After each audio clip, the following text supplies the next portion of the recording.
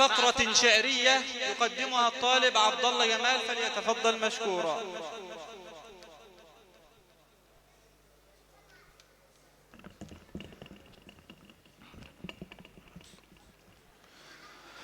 واعلم هديت الرشد والتوفيقا، وكنت ممن يسلك الطريقا، بأن درس المرء للقرآن من أفضل الأعمال للرحمن، لأنه كلامه عز وجل، سبحانه الرب الأجل، بكل حرف منه يعطي عشرا من حسنات قد كتبن ذخرا، طوبى لمن كان له بالليل صلاة من شم.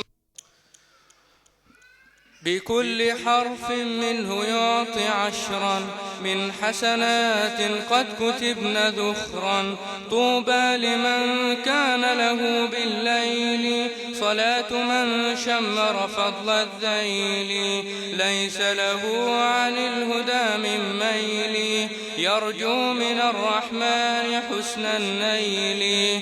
قد جاء مرويا عن الأكابر في حامل القرآن شيء ظاهر، خرجه الأشياخ في الصحيح عن الرسول الصادق النصيح، أفضلكم معلم القرآن وماهر بجملة الفرقان، ومثل ذاك صحة وصدقا، بأنهم أهل الإله حقا. وقال أيضا فيهم مقالة شافية والصدق ما قد قال، يقول يوم البعث للقراء بعد الورود احذوا بالارتقاء في الدرجات، واقرأوا القرآن ورتلوه واسكنوا الجنان، مد لكل قارئ حيث انتهى،